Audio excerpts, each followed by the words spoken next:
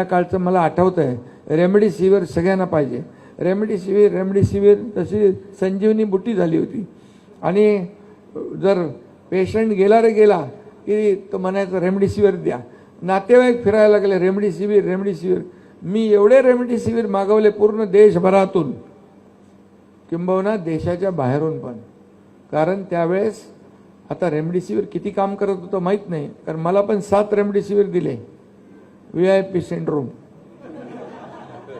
आणि त्याचा कधी कधी त्रास होतोय, पण मी म्हणालो आता हे दिलेच पाहिजेत. आणि म्हणून मी सगळ्याकडून जिथून उपलब्ध होतील तिथून उपलब्ध केले आणि रुग्णांना मोफत रेमडेसिवीर दिले.